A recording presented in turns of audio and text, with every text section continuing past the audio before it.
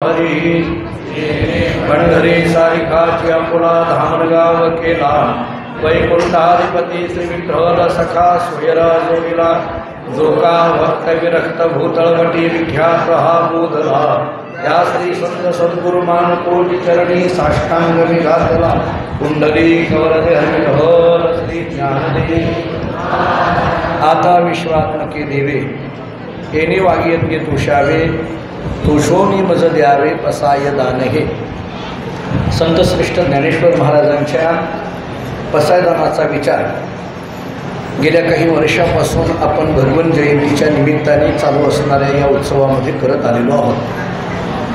भगवन जयंतीच्या निमित्ताने गेली 7 दिवस झालं सातत्याने आपल्या सर्वांच्या उपस्थितीमध्ये तथा समस्त बार्शीकर भगवन देवस्थान कमिटी, भगवन जयंती महोत्सव समिती, बार्शी नगरपालिका या सगळ्यांकडून या उत्सवाचं आयोजन मोठ्या थाटामाटामध्ये या ठिकाणी संपन्न होत आहे। आपल्याकडे उद्या भगवन जयंतीचा अत्यंत महत्त्वाचा पर्वकाळ आणि त्याच्या पूर्वसंध्येला ही माझ्याकडे सेवा आलेली आहे। माऊली महावैष्णव ज्ञानेश्वर महाराजांनी जे पसायदान मागितलं त्या पसायदानाचा विचार प्रतिवर्षी आपण एक ओवी या अनुषंगाने करत आलो। यावर्षी आपल्याला शेवटच्या ओवीचा विचार करायचा आहे। या पसायदानामधल्या ज्या काही 9 ओवी आहेत त्याच्यातली शेवटची ओवी अशी आहे, एक म्हणे श्री विश्वेश्वराव हा होईल दान पसावो एरे वरे ज्ञान देवो सुखिया झाला। ज्ञानोबांनी आत्तापर्यंत जे काही मधल्या 7 ओव्यांमध्ये मागणं मागितलं त्या संपूर्ण मागणीचा एक समारोप या ओवीने ज्ञानोबांनी पसायदानाचा समारोप केलेला आहे। ज्ञानोबांचं पसायदान ही वैश्विक प्रार्थना आहे। ज्ञानोबांचं पसायदान म्हणजेच ज्ञानोबांचं अंतःकरण आहे। ज्ञानोबांचं पसायदान म्हणजेच ज्ञानोबांच्या हृदयातली भक्ती आणि प्रेमाची भूमिका आहे। अशा विविध अंगाने आपल्याला पसायदानाकडे पाहता येण्यासारखं आहे। मी बाकी सगळ्या प्रास्ताविकामध्ये आणि परिहारामध्ये जास्त वेळ घेत नाही, कारण मुळातच मला यायला उशीर लागला का लागला हे सांगून आणखीन उशीर करत नाही। त्याच्या सगळ्या कारणांमध्ये जाण्यापेक्षा प्रवास आहे, आज एकादशीचा दिवस आहे, आपल्या सगळ्या बार्शीकरांना माहीत आहे की शुद्ध एकादशीला मी पंढरपूरला असतो।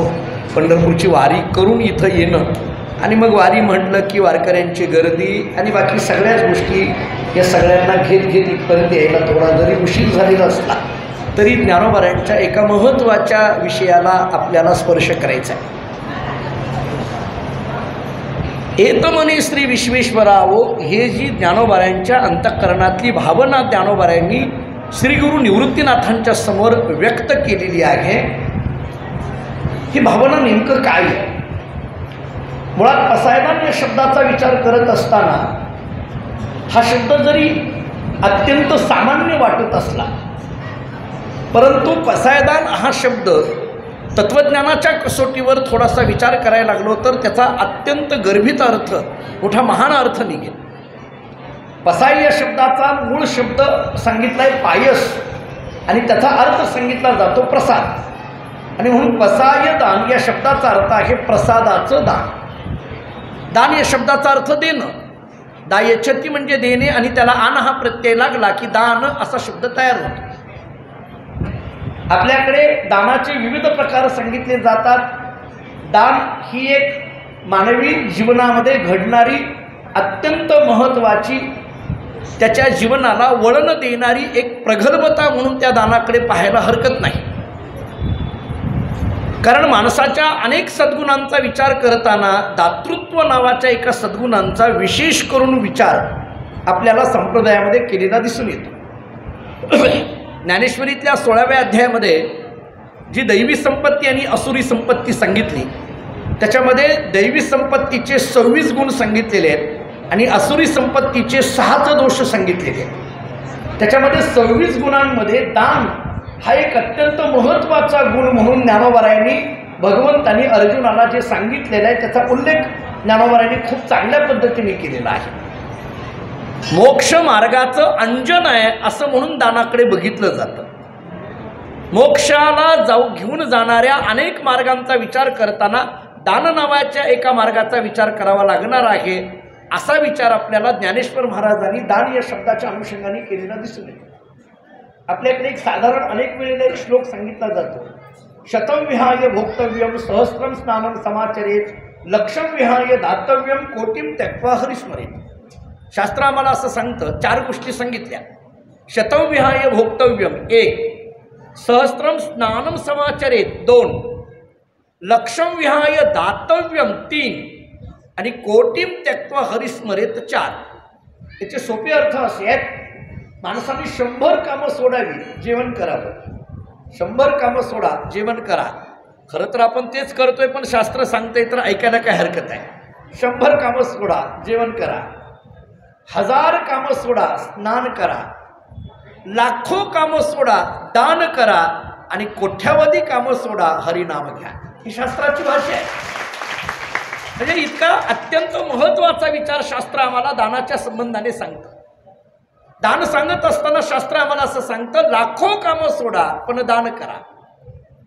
हा जो दान शब्द आहे किंवा या दान शब्दाचा विचार करताना दान नावाची जी वृत्ती आहे, त्या जणू काही वृत्तीचाच विचार या पसायदानातल्या 7 ओव्यांतून केलेला आहे असं म्हणायला हरकत नाही. ज्ञानोबारांनी निवृत्तीनाथांच्या समोर बसावं आणि ज्ञानोबारांनी निवृत्तीनाथांना सांगावं की दादा द्यायचं आहे ना मला, तर हे द्या. काय द्या? जे खळांची व्यंकटी सांडो इथून जे मागायला सुरुवात केली ते आणि ग्रंथोपजीवी ये किंवा किंबहुना सर्व सुखी इथपर्यंत सगळं मागणं. मी सगळ्या ओव्यांचा उल्लेख करण्यात आता वेळ घेत नाही, कारण महत्त्वाच्या शेवटच्या ओवीवर मला विस्तार करायचा आहे.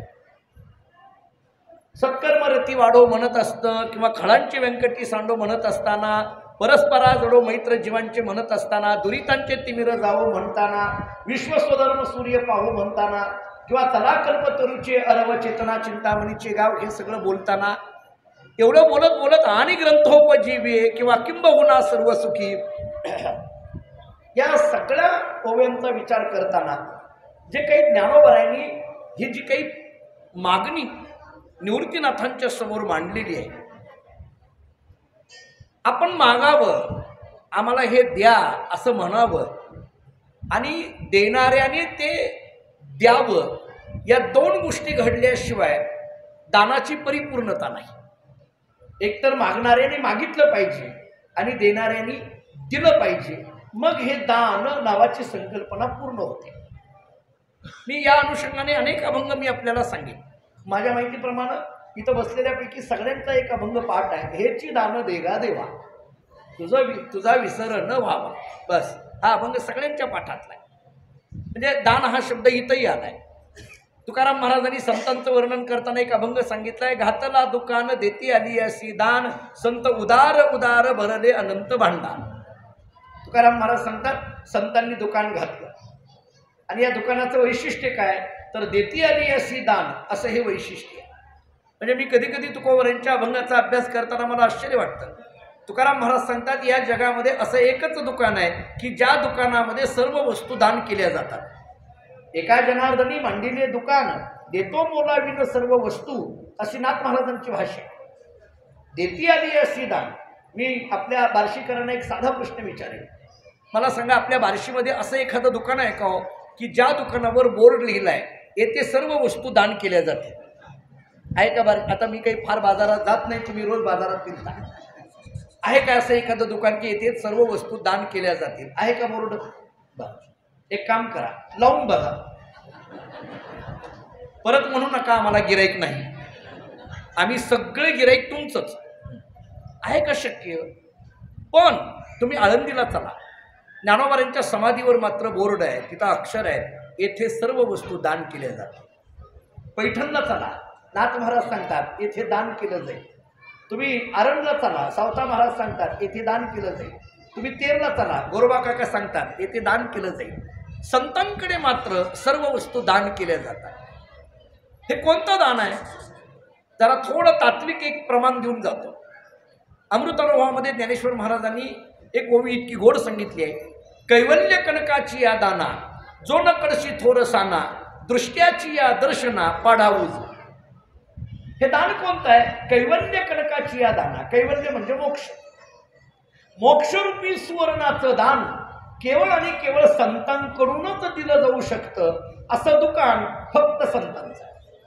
इथं जे दान मिळतं ते मोक्षाचं आहे. मोक्षाचं दान करण्याचं सामर्थ्य यांच्याकडे आहे. आणि म्हणून ज्ञानोबाराय निवृत्तीनाथांच्या समोर हात पसरतात, नाही पदर पसरतात आणि ज्ञानोबारायांनी सांगावं, दादा द्यायचं आहे ना तर माझ्या पदरामध्ये हे द्या, मला दान द्यायचं आहे ना हे दान द्या. आणि हे सगळं ऐकलं निवृत्तीनाथांनी, हे सगळं ऐकलं. आणि ऐकल्यानंतर निवृत्तीनाथांनी विचार केला, यांनी मागितलं काय? खळांची व्यंकटी सांडो इथून सुरुवात केलेली किंबहुना सर्व सुखी इथपर्यंतचं मागणं, हे सगळं मागणं. आणि मग मागणाऱ्याची मागणी पाहून देणाऱ्याकडे बरं, त्याच्यात एक गंमत आहे. जाता जाता त्याच्यात एक विषय सांगून जातो, मला भावलेला. म्हणजे कधी कधी मला असा प्रश्न पडतो, माझ्यापेक्षा आपण अनेक श्रवण केलेली मंडळी आहात, मला असा प्रश्न पडतो की ज्ञानोबारायांनी निवृत्तीनाथांकडेच हे का मागावं? तुम्ही जरा विचार करा. खळांची व्यंकटी सांडो, सत्कर्मी रती वाढो, किंवा आणि ग्रंथोपजीवे, किंवा किंबहुना सर्व सुखी, हे सगळं जे मागणं मागितलं ज्ञानोबारायांनी कुणापुढे मागितलं? निवृत्तीनाथांपुढे. त्यांनाच का मागावं? एक साधा व्यवहारातला नियम सांगू. व्यवहारातला नियम आहे. व्यवहारातला नियम असा आहे, ज्याच्याकडं जे आहे त्याच्याकडे ते मागावं. पटतंय का बघा? ज्याच्याकडे जे आहे त्याच्याकडे ते मागावं, किंवा ज्याच्याकडे जे देण्याचं सामर्थ्य आहे त्याच्याकडे ते मागावं. त्याच्याकडे जे तेच मागावं ना. ज्याच्याकडे जे नाहीच त्यांना ते मागून उपयोग काय? अहो, आम्ही व्यवहारात तर अनेकदा सांगत असतो, ज्याला ज्या क्षेत्रातलं कळतं त्याला त्या क्षेत्रातलं विचारा. साधा प्रश्न. आता इथं आदरणीय डॉक्टर काबरा सर माझ्यासमोर बसलेले, आदरणीय दादासाहेब बुडुक दादा इथं समोर आहे, आदरणीय सुरोशी नाना माझ्या समोर आहेत, अमृत नाना समोर आहेत, दरदरे सर समोर आहेत, किंवा आपण सगळीच मंडळी वेगवेगळ्या क्षेत्रातली. प्रत्येकाचं क्षेत्र इथं भिन्न भिन्न आहे. तुम्ही वैद्यकीय क्षेत्राच्या संबंधाने काही असेल तर डॉक्टर साहेबांना त्यांना विचारलं तर त्यांना आनंद वाटेल, कारण त्यांना त्यातलं कळतं की बाबा आम्हाला हे बीपीचा त्रास आहे, आम्हाला शुगरचा त्रास आहे, त्यांना त्यातलं कळतं, त्यांना त्याचा आनंद वाटेल. तुम्ही शिक्षणाच्या संबंधाने विषय असेल तर तुम्ही जगदळे सरांना विचारा, त्यांना बरं वाटेल की बाबा तू आर्टला जाणं गरजेचं आहे का कॉमर्सला जाणं गरजेचं आहे, सायन्सला, त्यांना त्यातलं कळतं. तुम्हाला व्यापाराच्या संबंधाने विषय असेल तर बुडुक दादांना नानांना विचारा, कारण त्यांना त्यातलं कळतं, त्यांना त्यातली माहिती चांगली आहे, ते सांगतील. तुम्हाला जर काही आणखीन उद्योग वेगवेगळे सुरू वेगवेगळे उद्योग असंच म्हणेल मी तुमच्याकरता, काही कमी उद्योग आहेत का तुमचे? अनेक उद्योग समूह त्यांचा आहे, त्यांना विचारा, त्यांना त्यातलं बरं वाटेल. बरं, जाऊ द्या. तुम्ही माझ्याकडे आलात, तुम्ही मला काय विचारलं पाहिजे? ज्ञानेश्वरीची ओवी विचारा, गाथ्यातलं प्रमाण विचारा, तत्त्वज्ञानातली प्रक्रिया विचारा, मला आनंद वाटेल, कारण मला त्यातलं कळतं. माणसं आम्हाला ते विचारत नाहीत, उगीच माणसं भेटतात, मला विचार, मला तुमचं लग्न झालं काय घेणं देणं? तुम्हाला लग्न झालं का, किती मुलं किती मुली, काय घेणं देणं? प्रपंचातल्या गोष्टीची चर्चा करायची आहे तर घर कमी आहे का मंदिरात येऊन बसायला आपण? याचा अर्थ ज्याच्या त्याच्या विषयाबद्दल ज्याच्या त्याच्याशी चर्चा करायची, हा नियम आहे. ज्याच्याकडे जे आहे त्याच्याकडे ते मागावं. ज्ञानोबारायांनी निवृत्तीनाथांकडे मागितलं का? कारण जे मागणं मागितलेलं आहे ते काही सामान्य नाही आहे. ज्ञानोबाराय आपल्या प्रपंचाच्या दृष्टीने काही मागत नाही आहेत. ज्ञानोबाराय आपल्या संकुचित बुद्धीने काही मागत नाही आहेत. ज्ञानोबारायांची मागणी ही व्यापकत्वाला गवसणी घालणारी. तुम्ही पहा, ज्ञानोबारायांचे जे विचार आहेत ते विचार म्हणजे इतके व्यापक विचार आहेत. या पूर्ण सातही मधल्या 7 मी मुद्दाम सांगतो. पहिली ओवी ही प्रस्तावनेची आणि शेवटची ओवी ही उपसंहाराची. 9 ओव्यांचं पसायदान. त्याच्यातल्या पहिल्या ओवीमध्ये फक्त पसायदानाचा आरंभ केला आहे. त्याच्यात मागणं काही नाही आहे. आता विश्वास नके देवे येणे वाग्यज्ञ तोषावे तोषोनी मज द्यावे पसायदान. हे म्हणजे कोण म्हटलं की मग जे खळांची व्यंकटी सांगत इथून सुरुवात आहे. आणि मग खाली येताना किंबहुना सर्व सुखी पूर्ण होऊनी तीही लोकी भजिजो आदी पुरुखी अखंडित आणि ग्रंथोपजीवे विशेष लोकी ये दृष्टादृष्टी विजय व्हावे जी. इथपर्यंतचं सगळं मागणं मागून झाल्यानंतर आता इथं पुढं जे आहे, येत म्हणे श्री विश्वेश्वराव. येत म्हणे म्हणजे याचा अर्थ या मधल्या ज्या काही 7 ओव्या आहेत, या 7 ओव्यांमध्ये मागणं मागितलेलं आहे आणि ते मागणं मी आता तुझं पूर्ण करतो, ही खात्रीचे शब्द शेवटच्या ओवीत आहे. येत म्हणे श्री विश्वेश्वरावो, हा होईल दान पसावो, याच्यामुळे येणे वरे ज्ञान देवो सुखी झाला. याचा अर्थ काय? पहिली ओवी ही आरंभ आहे, शेवटची ओवी हा उपसंहार म्हणजे शेवट आहे आणि जे मूळ पसायदान सांगितलं जातं ते मधल्या 7 ओव्यांमध्ये.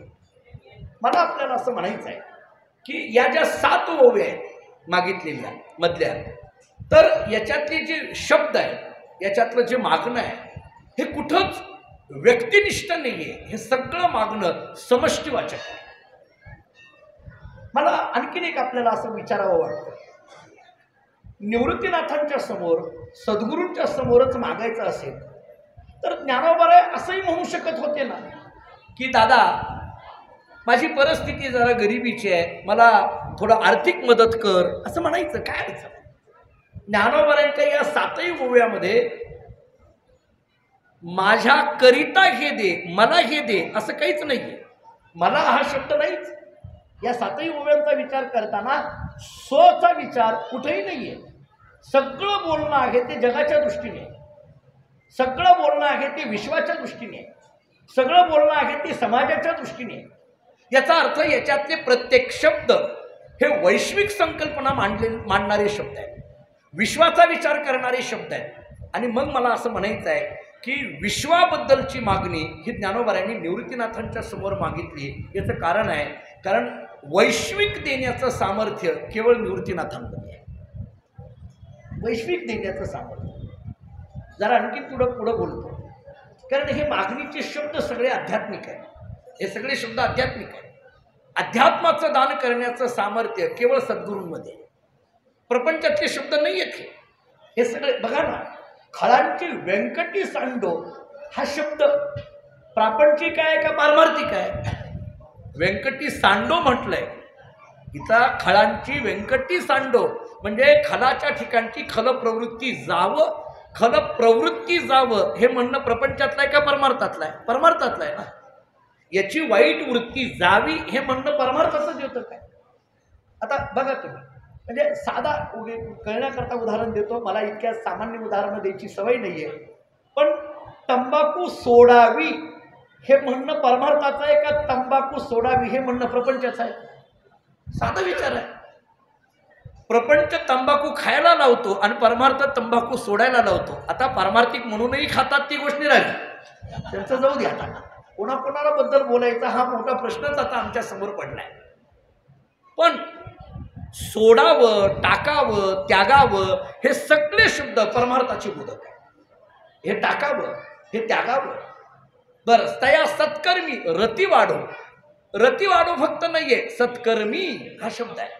सत्कर्मामध्ये त्याचं रती म्हणजे प्रेम, प्रेम वाढावं हा शब्द परमार्थाचा आहे. याचा अर्थ ज्ञानोबांच्या अंतःकरणामध्ये अध्यात्माच्या दृष्टीने साठलेलं जे काही मागणं आहे ते सगळं मन ज्ञानोबांनी जर कोणापुढं मोकळं केलं असेल तर ते निवृत्तीनाथांच्या समोर. माझा प्रश्न आहे की निवृत्तीनाथांपुढेच का मागितलं, त्यांच्याकडे का मागितलं? मी त्याला एक व्यवहारातला नियम सांगत होतो, ज्याच्याकडे जे आहे त्याच्याकडे ते मागावं, ज्याच्याकडे जे आहे त्याच्याकडे ते मागावं. तुम्हाला मोक्ष मागायचा आहे तर कुणाकडेही मागून जमणार नाही, तुम्हाला त्याच्याकरता संतांकडेच जावं लागेल. ज्याच्याकडे जे आहे त्याच्याकडे मागावं. सकाळी समजा पती घरातून बाहेर पडायला लागला आणि बायकोनी सांगितलं दुपारी घरी येताना किराणा घेऊन या. दुसऱ्या दिवशी निघाला, बायकोने सांगितलं दुपारी घरी येताना कपडे नाही आहेत, कपडे घेऊन या. सकाळी पुन्हा निघाला, बायकोने सांगितलं दुपारी घरी येताना औषधे घेऊन या. रोज घरातून बाहेर पडताना बायको औषधं तरी मागते, कपडे तरी मागते, किराणा तरी मागते. एके दिवशी वैतागून तो म्हणायला लागला, अगं रोज असलंच तू मागत बसते, कधीतरी बुद्धी माग, कधीतरी बुद्धी माग. तिने एका वाक्यात उत्तर दिलं, ज्याच्याकडे जे आहे तेच मागावं. उदाहरण संपलं माझं. मला हेच सांगायचं होतं, ज्याच्याकडे जे आहे ते मागावं असा जर प्रपंच सांगत असेल. आता हे मागणं तर परमार्थातलं आहे. खळांची व्यंकटी सांडो कुणाला मागणार तुम्ही? कोणा सामान्य माणसाकडे जाऊन जमेल? निवृत्तीनाथांचं चरित्र या अनुषंगाने कधीतरी वेगळ्या अंगाने ऐकायला लागेल आपल्याला. ज्यांच्याकडे मागितलं ते निवृत्तीनाथ सामान्य नाही आहे. मुळात मी आपल्या श्रावणातल्या गेल्या वर्षी प्रवचनमालेत निवृत्ती या शब्दाचे अर्थ सांगितलेले आहे. वृत्ती हे निवृत्ती झाली जनन दिसे तेथे, महाराजांचे शब्द आहेत. निवृत्ती म्हणून घेणं ही वृत्ती निवृत्ती होणं ही सोपी अवस्था नाही आहे.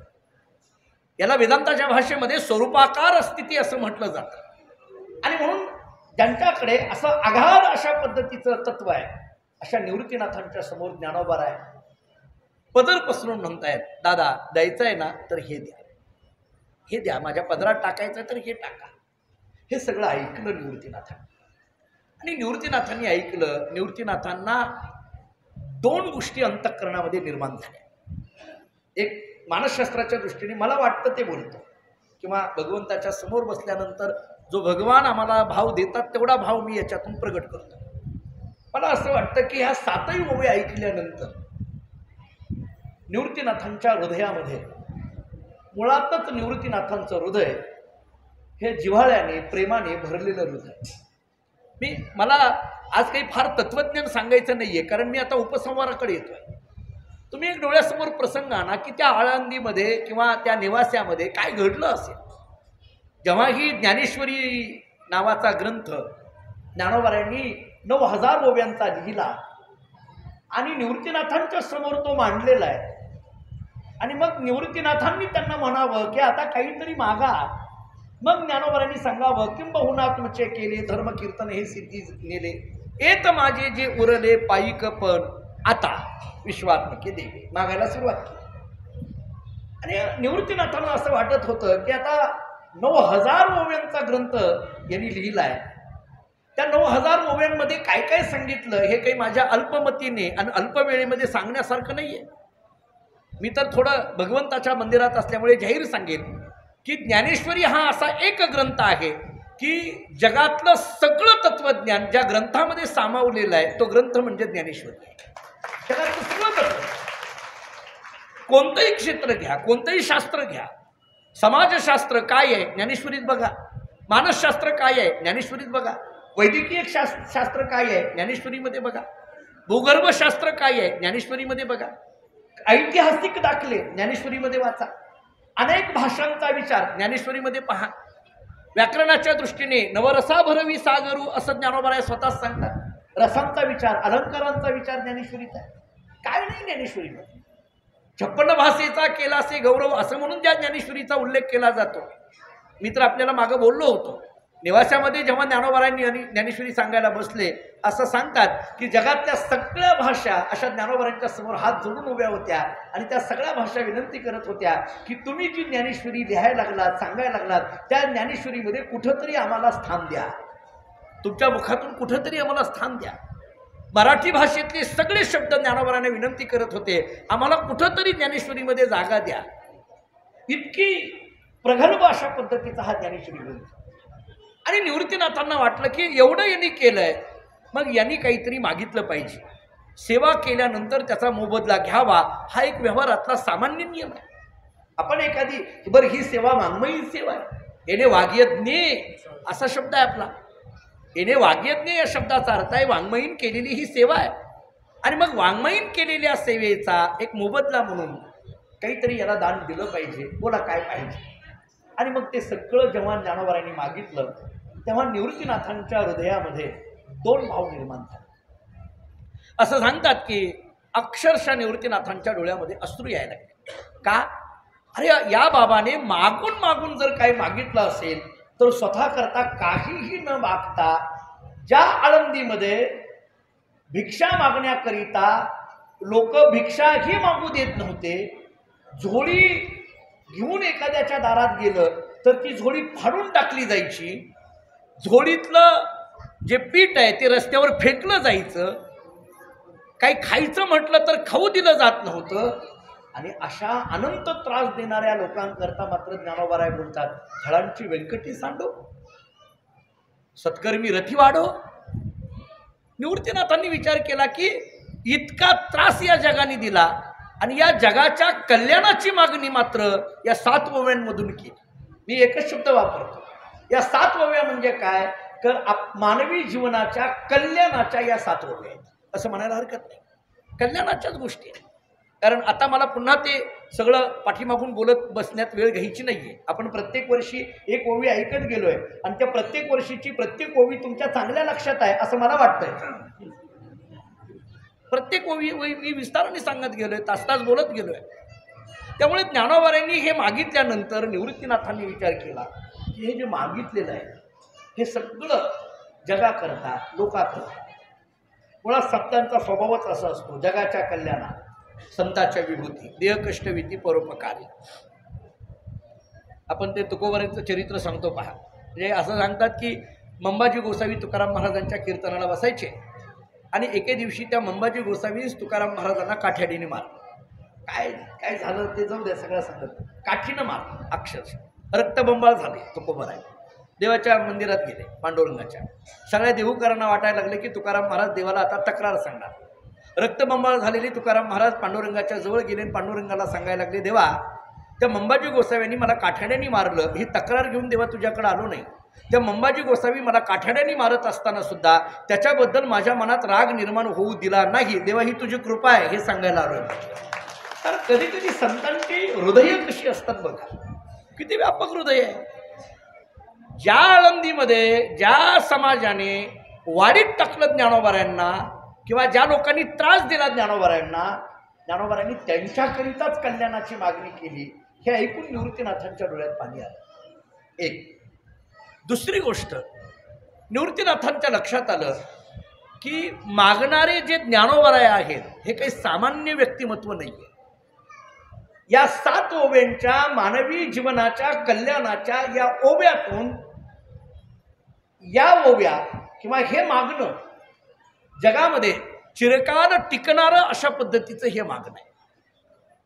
त्याच्यात आणखीन एक विचार निवृत्तीनाथांनी असा केला, सद्य परिस्थितीमध्ये ज्ञानोबारांनी या 7 ओव्यातून जरी मागणं मागितलेलं असलं तरी या परिस्थितीमध्ये हे मागणं मागून या पद्धतीचं दान त्याच्या पदरामध्ये दिल्यानंतर सुद्धा काही कालानंतर पुन्हा अशीच परिस्थिती उद्भवण्याची शक्यता आहे आणि त्या प्रत्येक परिस्थितीमध्ये या 7 ओव्यांच्या माध्यमातून जगाला एक पद्धतीचा आधारच मिळणार आहे. हा एक मोठा व्यापक विचार निवृत्तीनाथांच्या अंतःकरणामध्ये ज्ञानोबारांच्या या 7 मागण्यातून निर्माण झाला. आणि मग निवृत्तीनाथांनी या सगळं मागून झाल्यानंतर मागितलेलं ऐकून निवृत्तीनाथांनी मोठ्या मनाने ज्ञानोबारांकडे बघितलं आणि सांगितलं, एथ म्हणे श्री विश्वेश्वराव. म्हणे म्हणजे म्हणायला लागले. कोण? विश्वेश्वराव. हा शब्दही किती गमतीचा आहे पहा. हे विश्वेश्वराव काय तुम्हाला पुन्हा सांगतो. या ओवी पसायदानाची सुरुवात ज्या शब्दातून झाली तो कोणता आहे? विश्वात्मके देवी.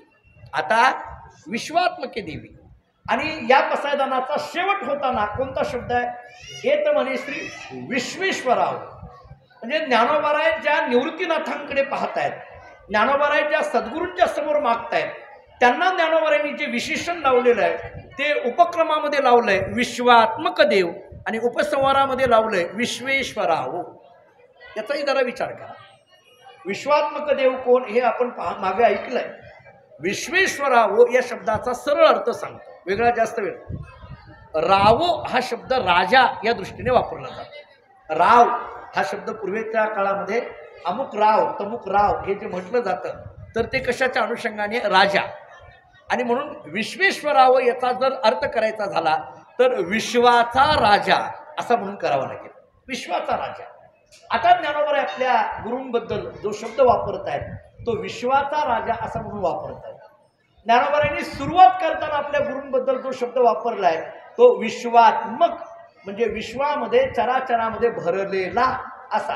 आणि आता असा करतायत की कोण मला देणारे हे दान कोण आहेत? तर विश्वाचे राजे.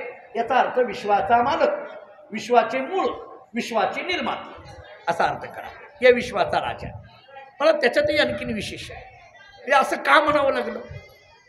राव हा शब्द का वापरावा लागला? मला वाटतं कारण देणारा हा राजा आहे असं म्हणा, किंवा देणारा हा श्रेष्ठ आहे असं म्हणा, किंवा देणारा हा मोठा आहे असं म्हणा, किंवा देणारा हा मालक आहे असं म्हणा. मालक देणारा जो आहे तो मोठा आहे, मालक आहे. आणि मग मला तर असं वाटतं जो जो देणारा तो तो मालक आणि जो जो घेणारा तो तो नोकर. मग आता लावून घ्या कशी अर्थ. पाहतो. जो जो घेणारा म्हटलं की तो नोकर, मग काही असेल, मालक असून सुद्धा जर घेणारा असेल तर नोकर. संपलं का? घेणारा पण इथं देणारे, आणि देणारा असल्यामुळे विश्वेश्वराव येत म्हणे श्री विश्वेश्वराव. विश्वाचे राजे असणाऱ्या निवृत्तीनाथांनी सांगितलं, काळजी करू नको, हा होईल दान पसाव. बस, हा होईल दान पसाव. हा म्हणण्यामध्ये आत्तापर्यंतच, हा म्हणण्यामध्ये काय झालं, जे खळांची पासून ते आणि ग्रंथोपजीवीपर्यंतच आत्तापर्यंत जे जे काही मागितलं ना, हा होईल. होईल या शब्दाने काय सांगितलं, दिलं. दान पसावो, आत्तापर्यंत जे तू दान मागितलं ते मी सगळंच्या सगळं दान तुला दिलं. मला गंमत आणखीन विशेष वाटते, म्हणजे ज्ञानोबारायांनी मागण्याची एक यादीच मांडावी आणि निवृत्तीनाथांनी त्या सगळ्या मागण्या मान्य कराव्या, हे विचार करण्यासारखं. बऱ्याचदा आपल्या सगळ्याच मागण्या मान्य होतात असं सांगता येत नाही. बरं, त्याच्यातही हे आपल्याला माहीत असतं, म्हणून आपण बऱ्याचदा मागण्याची यादी वाढवतो, कारण आपल्यालाच माहीत असतं याच्यातलं सगळं पूर्ण होत नसतं. बरोबर आहे? नाही, याच्यातलं सगळं पूर्ण होत नसतं. मागण्याची यादी भलतीच्या भलती आपल्याला ठेवावी लागते. पण सातही ओव्यातल्या सगळंच्या सगळं मागणं ज्ञानोबारायांचं निवृत्तीनाथांनी पूर्ण केलं किंवा द्यायचं आश्वासन दिलं. याच्यातूनच आपल्याला दिसून येतं, हा होईल दान पसाव. तुझे मागितलंस ना, हे सगळं दान तुम्हाला मिळून जाईल. पसाव म्हणण्यामध्ये मिळून जाईल, सगळं दान तुझ्या पदरामध्ये टाकतं. पण यादी काय घडलं आणि काय घडलं, आता याच्यातलं एक मानसशास्त्र पुढच्या ओवीत जाताना, ओवीत म्हणजे पुढच्या शब्दात जाताना, हा होईल दान पसावो, यामुळे येणे वरे ज्ञानदेव सुखिया झाला. म्हणजे ज्ञानदेव सुखिया कधी झाला, येणे वरे. तुम्ही ओवीकडे लक्ष द्या जरा. ज्ञानदेव सुखिया झाला कधी, येणे वरे. ज्ञानोबारांचं सुख कशात आहे, याच्यात आहे. मला कधी कधी असं वाटतं की याच्यात म्हणजे कशात, आत्तापर्यंत मागितलेल्या 7 ओव्यांमधून असलेली जी मागणी आहे ती मागणी पूर्ण होण्यामध्ये ज्ञानोबारांचं सुख सामावलेलं आहे. थोडक्यात मी ज्यांच्या ज्यांच्या करता मागितलं त्यांच्या त्यांच्या पदरामध्ये त्या त्या गोष्टी मिळत आहेत, हे ऐकल्यानंतर ज्यांना सुख झालं त्यांचं नाव ज्ञानोबा आहे. त्यांचं नाव ज्ञानोबा. जरा दुसऱ्या अंगाने सांगू, दुसऱ्याच्या सुखामध्ये जे सुख मानतात त्यांचं नाव ज्ञानोबा आहे. पटतंय का बा? दुसऱ्याच्या सुखामध्ये जे सुख मानतात ते ज्ञानोबा आहे. हे गमतीचं वाक्य सांगू, दुसऱ्याच्या सुखाने जे सुखी होतात ते ज्ञानोबा आहे, आणि दुसऱ्याच्या सुखाने जो दुःखी होतो तो माणूस. पटलं का तुम्हाला? बघा, एखाद्याला जर म्हटलं का हो ते तुमच्या शेजारचे, त्यांच्या दारात आता गाडी दिसायला लागली, नोकर चाकर दिसायला लागली, गेल्या वर्षी आलं काही नव्हतं, आता बरंच दिसायला लागलंय, तो शेजारी लगेच म्हणतो महाराज त्यांनी 2 नंबर चालू. उदाहरण संपलं. बघा, तुम्हाला माहीत नाही म्हटले, आता त्याचं फार वेगळं आहे म्हटले. पटत नाही. दुसऱ्यांनी बंगला बांधलेला पटत नाही, दुसऱ्यांनी गाडी घेतलेली पटत नाही. म्हणजे आपल्या मनामध्ये विकल्प निर्माण होतात. इतरांच्या कल्याणामध्ये जे कल्याण मानतात ते ज्ञानोबा आहे. इतरांच्या सुखाने जे सुखी होतात ते ज्ञानोबा आहे. प्रमाणच देतो, सत्य बोले मुखे, दुखवे अनेकांच्या दुःखे. रामानुजाचार्यांचं नाव ऐकून आहात का आपण? रामानुजाचार्य. आपल्याकडे जे 4 आचार्य प्रमुख सांगितले, जगद्गुरू आद्य शंकराचार्य आहेत, जगद्गुरू रामानुजाचार्य आहेत, वल्लभाचार्य आहेत, मध्वाचार्य आहेत. आता यांचे तत्त्वज्ञान मी सांगत राहत नाही, म्हणजे काय कोणाचं द्वैती आहे, कोणाचं अद्वैती आहे, कोणाचं केवळ द्वैती आहे, ते जाऊ द्या. मला रामानुजाचार्यांच्या चरित्रातली घटना सांगायची. मला कशाने सांगायचे, माझा मूळ विषय कुठं आला आहे, येणे वरे ज्ञानदेव सुखिया झाला. मला इथं बोलायचं आहे, ज्ञानदेव सुखिया झाला कशाने, येणे वरे. या वराने किंवा या दानाने ज्ञानोबाराय बोलतात मला आत्ता सुख झालं. ज्ञानोबाराय म्हणतात माझं सुख कशात आहे, तर याच्यात आहे. मी जे आत्तापर्यंत मागितलं ते सगळं, थोडक्यात बघा सुख कशात, आणखीन सोपं सांगतो. बुडता हे जन न देखवे डोळा, येतो कळवळा म्हणून या. महाराजांचं प्रमाण. बुडता हे जन न देखवे डोळा, जग बुडायला लागलेलं आहे हे बघू वाटत नाही, आणि यामुळे अंतःकरणामध्ये कळवळा ज्यांच्या निर्माण होतो ते संत असतात. आणि मग या बुडणाऱ्या जगाला जेव्हा वाचविलं जातं तेव्हा ज्यांना सुख होतं त्यांचं नाव ज्ञानोबा आहे. त्यांचं नाव ज्ञानोबा आहे. रामानुजाचार्यांच्या जीवनातली घटना आहे. असं सांगतात की रामानुजाचार्य एका गुरुजींकडे शिकायला जायचे. आणि मग शिकायला जात असताना रोज काही पाठ प्रवचनं चालायची. एके दिवशी त्यांच्या गुरुजींनी एक मंत्र लिहून त्यांना दिला. रामानुजाचार्यांनी एक मंत्र दिला. म्हटले हा मंत्र तुम्ही घ्या. रामानुजाचार्यांनी विचारलं काय करू. म्हटलं हा मंत्र तुम्ही घरी जा आणि पठण करत राहा, यामुळे तुम्हाला सुख होईल. या मंत्रामुळे तुम्हाला सुख मिळेल. हा मंत्र तुम्ही वाचत राहा, सुख होईल. आता सुखाचा मंत्र तर प्रत्येकालाच हवा आहे. माणूस आम्हाला सुद्धा भेटल्यानंतर माणसं म्हणतात सुख कशाने होईल तेवढं सांगा, बाकीचं नका सांगा. सुखाचा मंत्र. आता तर हा मंत्र लिहूनच दिला यांना, यांनी सुख होईल तुम्हाला, जा. रामानुजाचार्यांनी ठीक आहे दर्शन घेतलं, निघाले. त्यांच्या गुरुजींनी सांगितलं पण रामानुज लक्षात घ्या. म्हटले काय. हा मंत्र तुम्हीच म्हणायचा आहे, दुसऱ्यांना सांगायचा नाही. हा मंत्र दुसऱ्यांना सांगायचा नाही, तुम्ही म्हणायचा, तुम्ही सुखी व्हाल. दुसऱ्यांना सांगायचा नाही. जर दुसऱ्यांना सांगितलं तर नरकात जावं लागेल. रामानुजांनी ते ऐकलं, घरी गेले, मंत्र घ्यायचा, म्हणायचा. पण रामानुजांना वाईट वाटायला लागलं. गावातल्या लोकांना सगळ्या दुःखी ठेवायचं आणि एकटंच मंत्र म्हणून सुखी व्हायचं, हे रामानुजांच्या बुद्धीला पटणारं नव्हतं. एकट्यालाच म्हणजे आपलंच बघायचं अशा वृत्तीचे रामानुजाचार्य नव्हते. नाहीतर दुसऱ्या अंगाने सांगू का, आपल्या नळाला पाणी आले ना विषय संपला अशा वृत्तीचे ते नव्हते. बाकीची नळं बंद का पडणार, काही घेणं देणं अशी वृत्ती अलीकडे आपल्याकडे. आपलं अनुदान जमा झाले ना विषय संपला, बाकीच्याचं काही कमी नाही, असं नाही आहे. रामानुज त्या वृत्तीतले नव्हते. रामानुजाचार्यांना ते पटेना. अरे गावाला सगळ्या दुःखी ठेवायचं आणि मंत्र म्हणून एकट्याने सुखी व्हायचं, पटेल. रामानुजांनी सगळं गाव गोळा केलं आणि सगळ्या गावाला सांगितलं मी जसा मंत्र म्हणतो म्हणा. सगळं म्हणायला. बातमी त्यांच्या गुरुजींकडे. गुरुजींनी बोलून घेतलं आणि गुरुजींनी रामानुजांना विचारलं का हो तुम्हाला मंत्र दिला होता ना. हो. तो मंत्र तुम्ही म्हटला तर सुखी व्हाल म्हटलं होतं ना. हो. पण तो मंत्र जर इतरांना सांगितलं तर नरकात जावं लागेल म्हटलं होतं ना. म्हटलं हो. तुम्ही तर अख्ख्या गावाला हा मंत्र सांगितला. हो, नरकात जावं लागेल. तुम्हाला सांगितलं होतं ना, तुम्हाला आता नरकात जावं लागेल. रामानुजांनी दोन्ही हात जोडले गुरुजींना सांगितलं गुरुजी माझं गाव सुखी होत असेल तर मी नरकात जायला खुशाल तयार आहे. गाव सुखी होत असेल तर नरकात जायला खुशाल तयार आहे. पुढचं वाक्य आहे का. रामानुजांनी सांगितलं माझं गाव सुखी होत असेल तर मी नरकात जायला कुशाल तयार आहे. त्या नरकात गेल्यानंतर तिथं मंत्र म्हणेल तिथली सुखी झाली पाहिजे. उदाहरण संपलं. माझं उदाहरण संपलं. याच्या मला गोष्टीच्या ठिकाणी ठेवा, उदाहरणाच्या ठिकाणी ठेवा.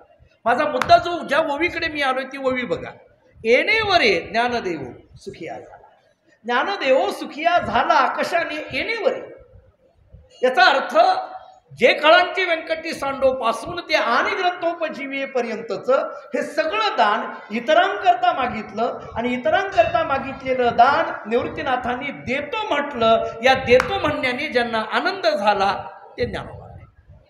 दुसऱ्याला सगळं मिळतंय हे म्हटल्यानंतर आनंद ज्यांना होतो ते ज्ञानोबा. याच्यातून संत ही संकल्पना किती व्यापक हृदयाची ही लक्षात आहे. आपल्याकडे महाराजांची प्रमाण आहे. आपल्या संत नव्हती जगा माणसा त्या सारिखे असं प्रमाण. संत जरी माणसासारखे दिसत असले तरी नव्हती त्या माणसासारखी दिसत असले तरी ते त्यांच्या सारखेच असं नाही. समुद्र नदी नव्हे पैगा पाषाण मनोने लिंगा संत नव्हती जगा माणसा त्यासारखी. और नदी समुद्र नदी नव्हे पैगा. समुद्रात पाणी आहे म्हणून काय त्या समुद्राला नदी म्हणायला जाता का. नाही, नदीतही पाणी आहे समुद्रातही पाणी आहे, मग समुद्र म्हणजे नदी कसं शक्य आहे. पाषाण म्हणून लिंगा मान्य आहे. जी शिवलिंग आहे ते दगडाचं आहे म्हणून तुम्ही कुठल्याही दगडाला शिवलिंग म्हणाल काय. शिवलिंग शिवलिंगच आहे आणि दगड दगडच आहे. नदी नदीच आहे, समुद्र समुद्रच आहे. तसं संत आणि माणूस हा जरी दिसायला सारखा वाटत असला तरी संत संतच आहेत आणि मनुष्य मनुष्यच आहे. कारण येणेवरे ज्ञानदेव सुखिया झाला ना. या वराने ज्ञानोबराय सुखिया झाले अशी शब्द आहे. त्या ज्ञानोबरांच्या चरित्रातील वर्णन ते काय झालं म्हणे. नंतर ज्ञानोबरांच्या अवतारानंतरचं चरित्र आहे. ते केंदूर नावाचं गाव आहे आळंदीच्या जवळ. तुम्ही जर आळंदीला कधी गेला तर आळंदीच्या जवळ 18 किलोमीटरवर एक केंदूर नावाचं गाव आहे. आवर्जून जा. त्या केंदूरला कान्होपाठकांची समाधी. ते कान्होपाठकांचं चरित्र वेगळ्या अंगाने सांगितलं जातं. ज्ञानोबरांच्या समाधी सोहळ्याचं कीर्तन ज्यांनी केलं ते कान्होपाठक. ते कानोपाठक भक्त आहेत, संत आहेत असं ऐकून एक काशीहून एक ब्राह्मण भेटण्याकरता केंदूरमध्ये आला. त्यांना काशीहून आला, कोणाला भेटायला? कानोपाठकांना. काय म्हणून? हे संत आहे किंवा भक्त आहेत म्हणून आला. गावात आल्यानंतर विचारलं, अहो ते संत कानोपाठक कुठं राहतात? संत कानोपाठक कुठं राहतात? आता गावातले लोक गावातल्या महाराजाला महाराज कुठं म्हणत असतात का? हा सरळ नियम आहे. गावातले लोक कुठं म्हणत असतात? त्या गावातल्या लोकांनी सांगितलं आमच्या गावात संत वगैरे कोण नाही. कोण नाही म्हटले. अहो नाही, मी काशीहून आलोय, त्यांचं नाव आहे. त्यांनी सांगितलंय बघा, संत कानोपाठक वगैरे काही नाही, पण कानापाठक नावाचा एक माणूस आमच्या गावात आहे म्हटलं. त्यांनी कुठे राहतात? ते खालच्या गल्लीत राहतात. तो ब्राह्मण खाली शोधत शोधत गेला. नेमकं कानापाठक त्यांच्या 4-5 मुलांमध्ये खेळत बसले होते. त्यांना एक 4-5 मुलं होती आणि त्याच्यामध्ये खेळत बसलेले होते. आणि मग तिथं विचारलं, कानापाठक कोण आहे? ते माणसांनी सांगितलं, बघा हे लहान मुलामध्ये जे खेळत आहेत ना, आरडाओरडा करायला, आणि तेच आहेत म्हटले कानापाठक. त्या ब्राह्मणाने विचार केला, मी काशीहून आलो, हे संत आहेत म्हणून, आणि हे तर लहान मुलांमध्ये खेळत बसलेले आहेत, हे काही संत आहेत का? संत म्हटलं तर मंदिरात असावे, भजनात असावे, ध्यानधारणेत असावे, आणि हे लहान मुलांमध्ये खेळत आहेत, याचा अर्थ यांना परिग्रह आहे, म्हणजे संसार आहे, हे संसारात अडकलेले. हे काही संत नाही, आपलं चुकलं आहे, चला मागा, खाली मान घालून निघाले.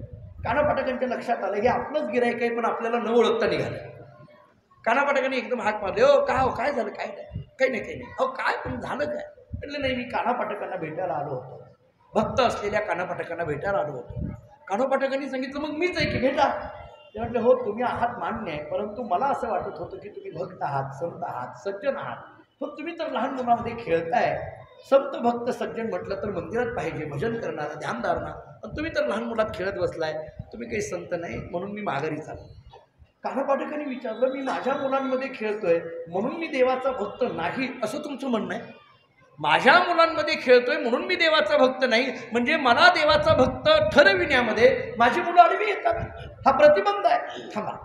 तरी काही केलं, आपली 4-5 मुलं एक एक उचललं आणि जवळ असलेल्या विहिरीत टाकून दिलं. एक सगळी टाकली.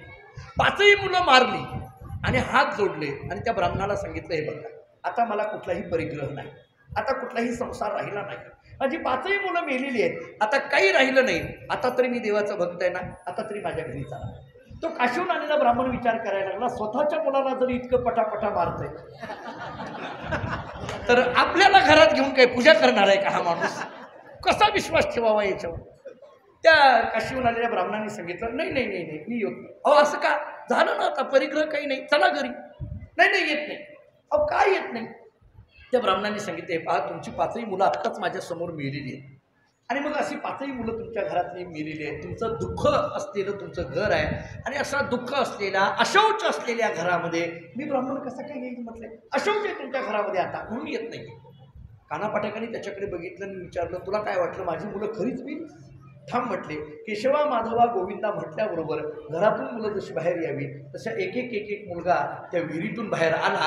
आणि मग मात्र त्या ब्राह्मणाच्या लक्षात आलं की आपण ज्याला माणूस म्हणत होतो किंवा आपण ज्याला माणूस म्हणून बघत होतो, तर तो माणूस नाही, तर ते संत आहे. संत नव्हती जगा मानसा त्यासाठी, तसं नाही. त्यामुळे संत हे एक वेगळं तत्व आहे. ज्ञानोबारांची अंतःकरणातली भूमिका, मला तर आता आपल्याकडे वेळ फार कमी असते, पण ज्ञानोबारांचं हृदयच काय आहे हे जर कुणाला बघायचं असेल तर त्यांनी फक्त पसायदानाच्या 9 ओव्यांचा अभ्यास करावा. ऐका माझं, तुम्हाला जर वाटत असेल की ज्ञानोबारांचं हृदय काय आहे, ज्ञानोबारांचं अंतःकरण काय आहे, ज्ञानोबारांचं मन काय आहे, हे जर बघायचं असेल तर तुम्ही बाकी ज्ञानोबारांच्या लौकिक चरित्राचा तर विचार मला जास्त मांडायचाच नाही. लौकिक चरित्र काय असतं? लौकिक चरित्राचा जास्त विचार करण्याची गरजही नाही आणि त्याच्यावर वादविवाद करण्याचीही गरज नाही. आता त्याच्यावर पुष्कळ प्रश्न आहेत. त्या अर्थाने आपण बार्शीकर भाग्यवान आहोत की आपल्या मनामध्ये किंवा तसे बुद्धिभेद होत नाहीत आपले. पण तुम्ही जर काही अवांतर वाचन करायला लागलात तर पुष्कळ भेद आहे. मी बोललो होतो, वैकुंठवासी दांडेकर मामांची जी आपली संस्थेची ज्ञानेश्वरी आहे त्याची प्रस्तावना वाचली तर त्या सगळ्या विवाद्य असलेल्या विषयांचा धांडोळा मामासाहेबांनी त्या प्रस्तावनेमध्ये घेतलेला आहे. ज्ञानदेव 1 की 2 इथून सुरुवात आहे. कारण हरिपाठामध्ये प्रत्येक अभंगामध्ये शेवटी ज्ञानदेव म्हणे आहे, बरोबर आहे. पण ज्ञानोबारांच्या कैक अभंगामध्ये किंवा त्यातल्या त्यात विरहणी वगैरे ऐकल्या तर बापर खुमा देवीवर आहे. म्हणजे एकीकडे ज्ञानोबराय एके ठिकाणी आपला उल्लेख बाप रुक्मादेवीवरी करतात आणि एकीकडे ज्ञानदेव असं करतात. आणि म्हणून शंका घेणाऱ्यांनी असं विचारलंय की ते ज्ञानदेव का हे ज्ञानदेव, मग ज्ञानदेव एक की दोन, अशी सुरुवात केली. म्हणून मी म्हटलं की या लौकिक चरित्रामध्ये आणि विवाद्य विषयात जाऊच नका. अकारण कधी कधी काही वाचन आपल्या बुद्धीला भेद निर्माण करतं. त्याच्यापेक्षा ज्ञानोबारांचं तात्विक चिंतन ऐकायचं असेल तर ज्ञानोबारांचं पसायदान वाचा. ज्ञानोबारांचं आध्यात्मिक चरित्र काय आहे हे कळेल, आध्यात्मिक हृदय काय आहे हे कळेल. आणि म्हणून या सगळ्या मागण्या ज्ञानोबारांनी निवृत्तीनाथांच्या समोर मांडल्या. निवृत्तीनाथांनी हे देतो हा होईल दान कसावं हे जाहीर केलं. आणि मग मात्र येणेवरे ज्ञानदेव सुखिया झाला. ज्ञानोबराय बोलतात यामुळे माझ्या अंतःकरणाला सुख झालं. हा जो सुख ना, मी दुपारीच कीर्तनात आज पंढरपुरात बोलत होतो की सुख ही क्रिया आहे का सुख ही भावना आहे, सुख ही शारीरिक क्रिया आहे का सुख ही मानसिक भावना आहे. तर आपण विचार केला तर सुख हे शारीरिक क्रियेवर अवलंबून नसतं, सुख हे मानसिक भावनेवर अवलंबून असतं. ऐका, आपली क्रिया काय आहे हे महत्त्वाचं नाही आहे, त्याच्या पाठीमागं मानसिक भावना काय तयार होते हे महत्त्वाचं असतं. बऱ्याचदा कधी मला आपल्याला असा प्रश्न विचारायचा आहे. आपण माझ्यापेक्षा प्रपंचातली ज्येष्ठ श्रेष्ठ मंडळी आहात. मला सांगा की आज आपण भगवंत मंदिरात बसलो. आता इथं हे असे खांब आहेत किंवा असं बांधकाम आहे, सगळं आहे. माझ्या माहितीप्रमाणे आता इथं बघा एक दोन फॅन आहेत, तर थोडीशी उष्णता आहे. आपल्या घरी AC आहे, बरोबर. मला आपल्याला असं विचारायचं आहे, आपल्या घरात AC आहे, त्या घरात आम्हाला जास्त समाधान वाटतं का भगवंत मंदिरात आम्हाला समाधान वाटतं? तुम्ही विचार करा. काय बघा, मला आता त्याच्याही पेक्षा पुढचं बोलतो. आता एवढी गर्दी आहे, माझी जिथपर्यंत नजर आहे तेवढी गर्दी आहे. आपण बरं, आता माता भगिनी राग मानून घेऊ नका, म्हणजे कारण गेली 20 वर्षापासून मी तुमचं लेकरू आहे, तुम्ही राग मानून घेऊ नका. पण इतक्या सगळ्या बायका जर एखाद्याच्या घरी बसल्या तर एवढ्या शांत बसतील का?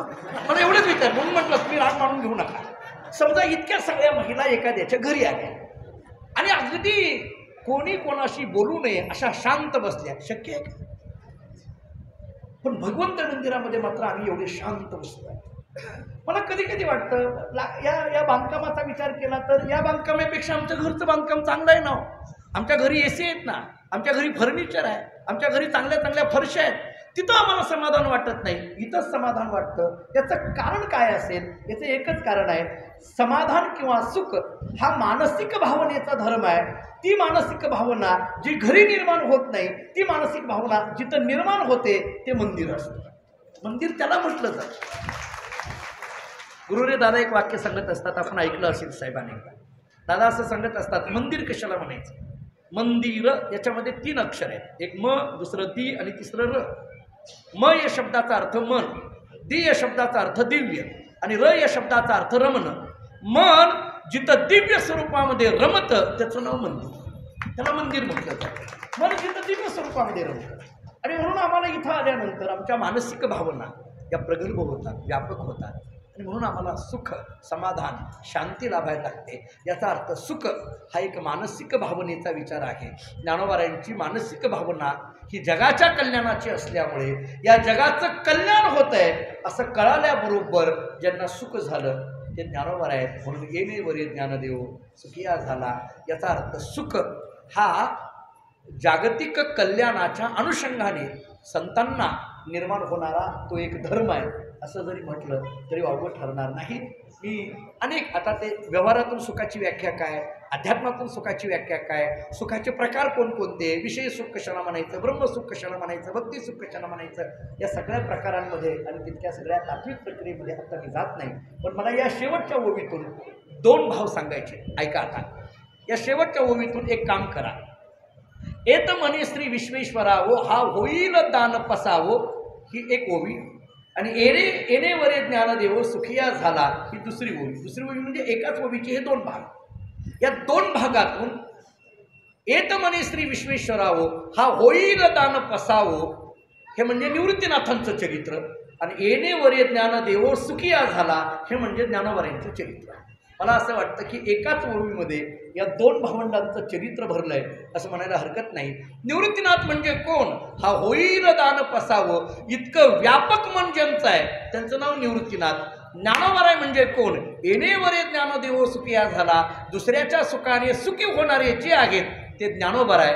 असं ज्ञानोबरायांच्या चरित्राचा विचार आपल्याला करता येईल. आणि म्हणून ज्ञानोबरायांनी जे पसायदान किंवा जी मागणं मागितलं ते मागणं येणेवरे ज्ञानदेव सुखिया झाला या ओवीने ज्ञानोबरायांनी त्या पसायदानाची सांगता केली म्हणा, उपसंहार केला म्हणा. ह्याच उपसंहार करताना त्याच्यातून एक पद्धतीचं ज्ञानोबरायांचं हृदय आपल्याला कळून येतं. त्या हृदयातल्या भावना आपल्या सगळ्यांच्या अंतःकरणामध्ये निर्माण व्हाव्या, त्या मानसिक स्थिती आमच्या सगळ्यांच्या ठिकाणी निर्माण व्हावी आणि आमच्या मनोभूमिका त्या सुखाच्या दृष्टीने परिवर्तित व्हाव्या. या भावना भगवंताच्या चरणी व्यक्त करत असताना आपण सगळीजण सुखाकरता समाधानाकरता प्रयत्न करणारी मंडळी आहोत. सगळीच आपला प्रयत्न हा त्याच्याकरता. मला एक व्यवहारातला नियम आणखीन सांगायचा आहे जाता जाता. जी वस्तू ज्या ठिकाणी आहे ती वस्तू त्याच ठिकाणी शोधावी. जी वस्तू ज्या ठिकाणी कदापि ठेवलेली नाही ती वस्तू त्या ठिकाणी कितीही शोधून बघणार नाही असं आहे. सुख नावाची वस्तू त्याचा अनुभव जर अध्यात्मामध्ये असेल तर त्या सुख नावाच्या वस्तूचा अनुभव हा अध्यात्मातच घ्यावा लागेल. त्या सुख नावाच्या वस्तूचा अनुभव प्रपंचामध्ये किती घेण्याचा प्रयत्न केला तरी तो मिळणार नाही. त्याचं स्वरूपच सांगितलंय, दुःख बांधवडी आहे हा संसार. जरा दुसरं प्रमाण देऊन ज्ञानोबरायांनी सांगितलेलं, संसार दुःख मुळ चहूकडे इंगळ, विश्रांती नाही कोटी रात्रंदिवस तळमळ. किती संसाराचं गोष्ट अशी आहे, विश्रांती नाही. मी आपल्याला साधा प्रश्न विचारून पुरवतो. मला सांगा, आता इतकी सगळी मंडळी आहे, मला कधी कधी काही मंडळी मला दिसतही नाहीत काही लोक, पण प्रत्येकाच्या चेहऱ्यावर किती प्रसन्नता आहे बघा. सगळे माता बहिणींचे चेहरे असतील किंवा आमच्या तरुण मंडळी माझ्या जवळ बरीच बसलेली आहेत आज, किंवा आपल्यासारखी ज्येष्ठ मंडळी आहेत, किती प्रसन्न चेहरे. काही चिंता आहे का आपल्याला? मला सांगा, असं तुम्हाला वाटतंय का कोणाचं वार आहे काही घेणं देणं आहे का आपल्याला? कोणाची हवा आहे काही घेणं देणं आहे का? कोण 4 जूनला येणार आहे काय आहे का टेन्शन आपल्याला? काय नाही. हे सगळी भगवंताची कृपा आहे की इतकं निश्चिंत आम्हाला ठेवलेलं आहे. मला वाटतं निश्चिंतता येणारं ठिकाण म्हणजे भगवंत म्हणतात. निश्चिंतता आहे ही भगवंताची कृपा. आणि या सुखापर्यंत, या स्थितीपर्यंत, या समाधानापर्यंत आम्हाला पोच करण्याकरिता हे अध्यात्मशास्त्र काम करतं. गेल्या 9 वर्षापासून या पसायदानाच्या ओव्यांचा विचार आपण करतोय. याच्यापूर्वी वेगवेगळ्या विषयांवर विचार करण्याचा प्रयत्न केला, पण मागे मला आठवतं आहे 9 वर्षापूर्वी आदरणीय दादासाहेबांनी मला एके दिवशी असंच बोलता बोलता सांगितलं की थोडं आम्हाला पसायदान ऐकायचं आहे, म्हणून आम्ही पहिल्याच दिवशी पसायदान एक मानसशास्त्रीय दृष्टिकोन असा विषय घेऊन आपण सुरुवात केली होती. आणि मी फक्त त्याचा उपक्रम केला होता. आणि मग दादांनी मला असं सांगितलं की याच ओव्या प्रत्येक वर्षी एक ओवी तुम्ही सोडवत जा. आणि ते सोडवत आज शेवटच्या ओवीपर्यंत आपण पोहोचलो आहे. ज्ञानोबरायांच्या या ओवीतून एकंदरीत संपूर्ण पसायदानच जणू काही या ओवीमध्ये आहे असं म्हणायला हरकत नाही. आणि ते पसायदान आपल्या सगळ्यांच्या जीवनामध्ये कल्याणकारी अशा पद्धतीचं आहे. त्या पसायदानाचं चिंतन आपल्या सगळ्यांकडून घडावं. मी तर थोडं असं म्हणेन, नाही त्या ओव्यांचा सगळा अर्थ आम्हाला कळाला, एक काम करा, घरी गेल्यानंतर त्या ज्ञानेश्वरीतल्या पसायदानाच्या 9 ओव्यांवरनं फक्त हात जरी तुम्ही फिरवत गेला तरी प्रत्यक्ष ज्ञानोबरायांच्या चरणाचं दर्शन घडलं असं म्हणायला हरकत नाही. इतकीच सामर्थ्य किंवा इतकी प्रगल्भता त्या ओव्यांमध्ये आहे.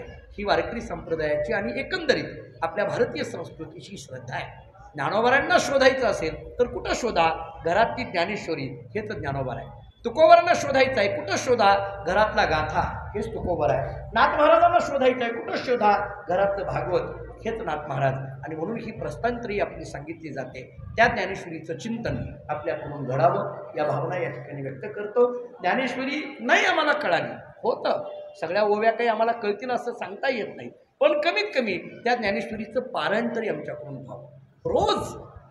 रोज काहीतरी. मी म्हणतो तर असं आहे की आपण जर रोज 300 ओव्यांचा नियम ठेवला तर एका महिन्यामध्ये पारायण पूर्ण. 300 ओव्या जर रोज वाचायच्या ठरवल्या, 300 ओव्या नाही, 300 ओव्या वाचल्याशिवाय मी घरातून बाहेर पडणार नाही असं ठरवलं, महिन्याला एक पारायण होतं बघा. आणि 12 महिन्याचं किती पारायणं झाली? 12 पारायणं झाली. अगदी सहजासहज, काही त्याला फार ताण पडणार नाही. 300 ओव्या वाचता आल्या आम्हाला, नाही हो एवढी वेळ महाराज नाही, एक काम करा 200 ओव्या वाचा. मी 100 कमी करतोय, 200 ओव्या. नाही एवढी सुद्धा वेळ नाही, 100 ओव्या वाचा. 100 तरी ओव्या वाचा. नाही 100 ओव्या वाचायला महाराज वेळ नाही, 50 ओव्या वाचा.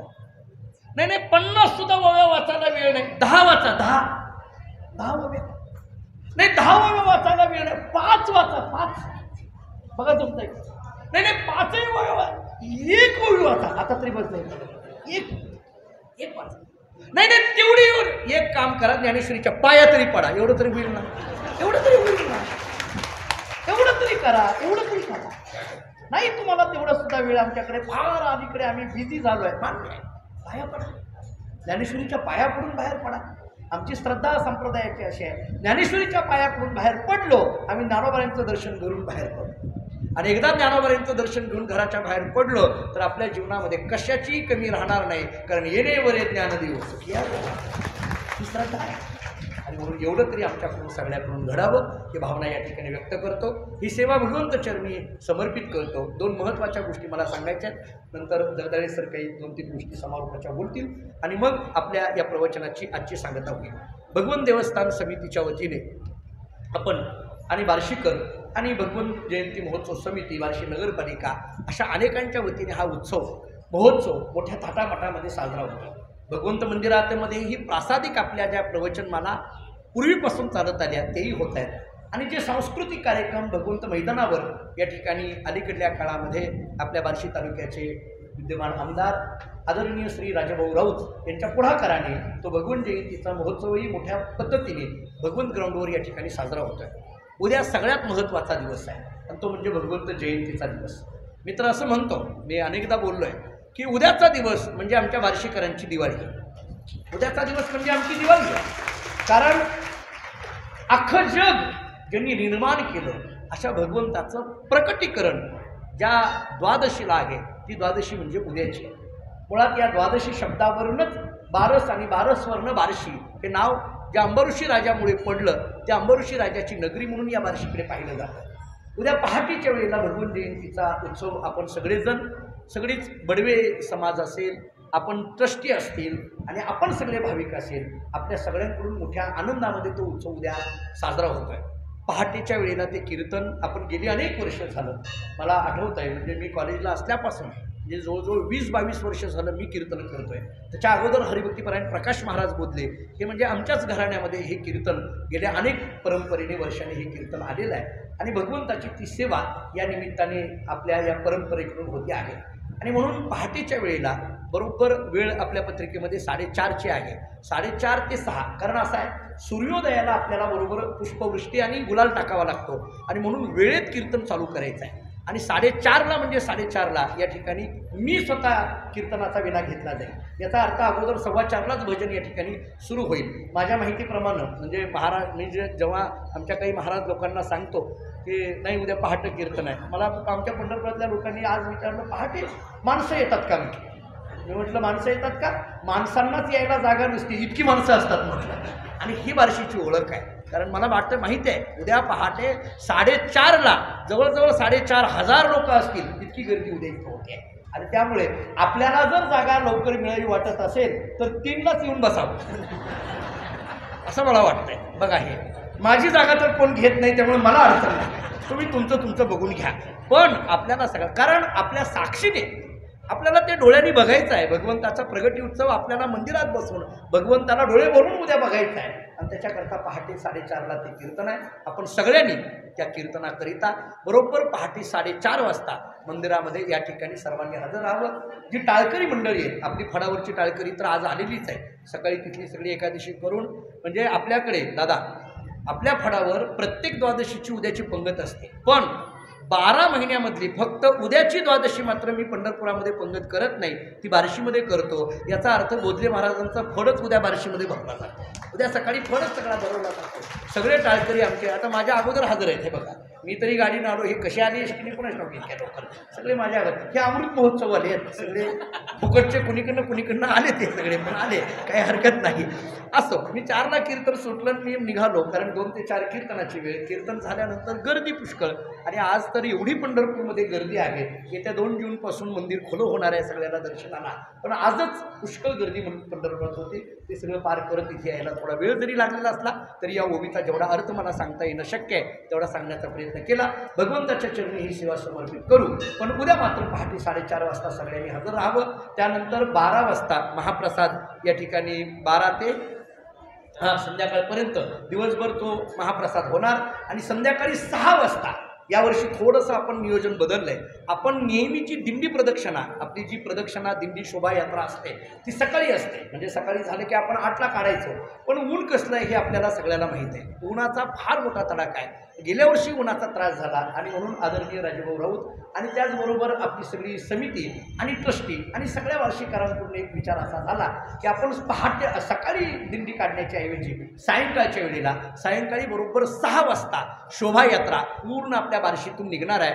आणि आपल्याला माहीत आहे ती शोभायात्रा म्हणजे एक पद्धतीचा वेगळा उत्साहच आपल्यामध्ये असतो. त्यामुळे उद्याचा दिवस आपण बाकी काही विचार न करता पूर्ण उद्याचा दिवस आपल्याला भगवंताकरता ठेवायचा आहे. कारण आपले 364 दिवस भगवंत चालवतो, तर उद्याचा एक दिवस भगवंताकरता आपल्याला द्यायचा आहे. आणि त्यामुळे उद्या पहाटेपासून सायंकाळच्या शोभायात्रेपर्यंत दुपारच्या महाप्रसादाची व्यवस्था इथंच आहे. आणि त्यामुळे आपण सगळेजण उद्याच्या सगळ्या कार्यक्रमाला हजर राहावं ही भावना या ठिकाणी सर्वांच्या वतीने मी आपल्याला ही विनंती करतो. पहाटे मात्र सर्वांनी हजर राहावं ही विनंती करतो. आता या ठिकाणी 1-2 गोष्टी या ठिकाणी होतील. एक अंबऋषी राजाला या ठिकाणी जगदाळे सर या ठिकाणी जाहीर करतीलच. आणि ते कार्यक्रम झाल्यानंतर आपलं पसायदान होईल आणि मगच आजच्या प्रवचनाची या ठिकाणी सांगता होईल. कुंडली कवर श्री ज्ञानदेव भगवंत प्रकट दिनाच्या पूर्वसंध्येला हरिभक्तपरायण गुरुवर्य श्री गुरु जयवंत महाराज बोधले यांनी पसायदानाच्या 9 ओव्यावर गेली 9 वर्ष अशा प्रकारे प्रवचन सेवा या ठिकाणी समर्पित केली. आज त्याची पसायदानाची ही सांगता आहे म्हटलं तरी चालेल. पण आजच्या प्रवचनामध्ये सुरुवातीलाच महाराजांनी एक संस्कृत श्लोक उच्चारला आणि त्यातली एक ओळ सांगतो फक्त. ते म्हणाले होते की लाखो कामं सोडा आणि दान करा. महाराजांच्या मुखातली ही प्रचिती दानाची आणि आजचा योग पसायदानाचा. त्यामुळं एक मोठं दान या ठिकाणी भगवंत मंदिर समितीकडे येत आहे.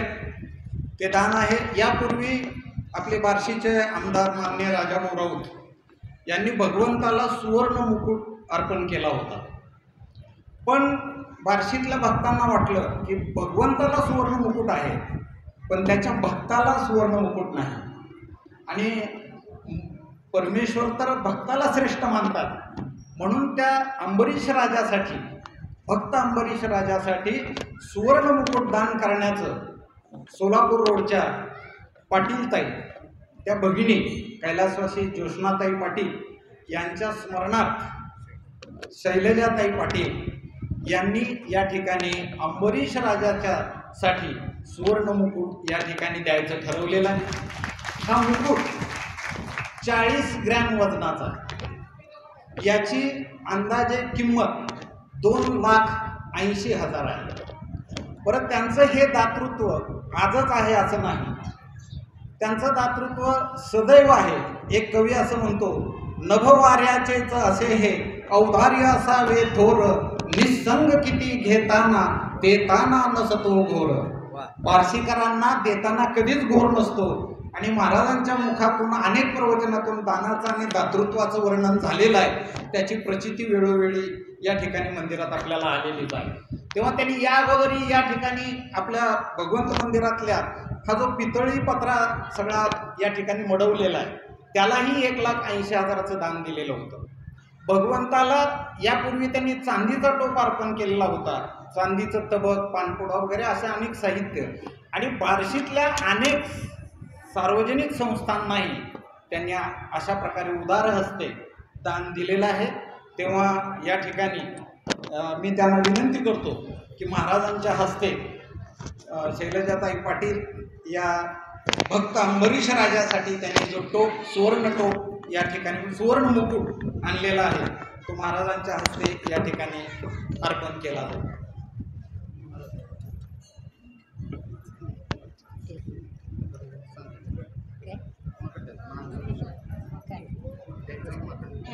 देवळात घेऊन जायचं.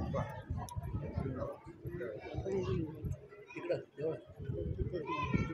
नाही ना तुम्ही इथून हात लावून नाही नाही पण उठलं की परत ज्याला म्हणले तर दादा नाना नाना हात गेले की नाही होत काय. बडवीनं बोलवत तुम्ही काय करा महाराज हात लावतील आणि हे घेऊन असं जावा मी जो तुम्ही जावा आणि ट्रस्टी आहेत तुम्हीच जायचं ट्रस्टी आहेत एकदा एक फोटो घेऊ द्या या सगळे हात लावा कुंडली कवरदे हरी विठ्ठल श्री ज्ञानदेव अंबरीश वरद श्री भगवान की जय जाओ नाना जाओ जाओ तुम्ही मी नाही हात लावलाय महाराज नाना जाओ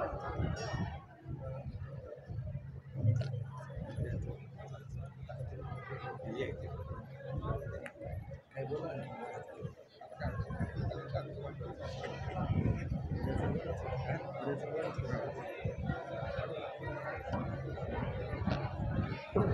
फक्त अंबरीश राजाला सुवर्ण मुकुट अर्पण करण्यासाठी शैलजाताई पाटील भगवान देवस्थानचे ट्रस्टी त्या ठिकाणी ते अर्पण करतायत. अगदी 2 मिनिटामध्ये तो मुकुट अर्पण करून ते परत या ठिकाणी येत आहेत. तेव्हा थोडं 2 मिनिट सगळ्यांनी शांत राहा. मगाशी महाराजांनी आपल्याला सांगितल्याप्रमाणे उद्या प्रतिवर्षाप्रमाणे पहाटे या ठिकाणी प्रकट दिनाच्या निमित्तानं महाराजांचं कीर्तन होणार आहे. तेव्हा सगळ्यांनी त्या कीर्तनासाठी वेळेवर उपस्थित राहायचं आहे आणि त्या कीर्तनाचा आपल्याला लाभ घ्यायचा आहे.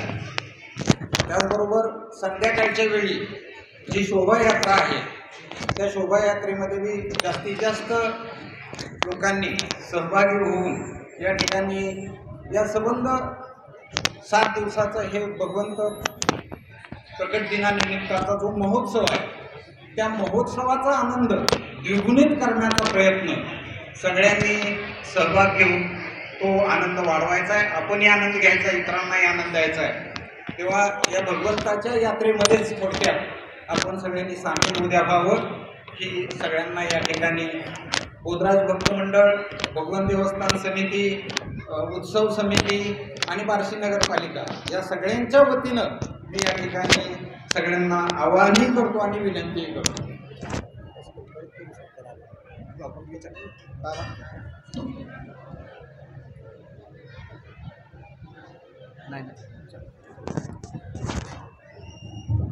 कुंडली कवरदे हरी विठ्ठल श्री ज्ञानदेव आता विश्वात्मके देवी वाक्यते पुरुषावे पुरुषो निमत द्यावे पसायलाने जे काळांची व्यंकटी साठो दया सत्कर्मी रती वाढो बोला परस्परे पडो मैत्र जीवांचे दुरितांचे तिमिर जाओ विश्व सधर्म सूर्य पाहो रोजे वर्षत सकळ मंगळी ईश्वर निष्ठांची मांडी आली अनवरत भूमंडळी भेटत मोठ्या मोठा सदा कल्पतरुचे अर्भ चेतना चिंतामणीचे गाभ बोलते जे अर्णव पियुषांचे चंद्रवेजे आरांछण मार्कंड तापहीन ते सर्वाही सदा सज्जन स्वयंदेवतो किंबहुना सर्व सुखी पूर्ण होऊनी ती लोकी गतिजो आदि पुरुषी अखंडित आदि ग्रंथोपजीविये विशेष लोके गिरे दृष्टा दृष्टि विजय हो आविधी एक मने श्री विश्वेश्वराहो हा होईल दान पसाहो येणे वरे ज्ञान देव सुखिया झाला येणे वरे ज्ञान देव सुखिया झाला येणे वरे ज्ञान देव सुखिया झाला.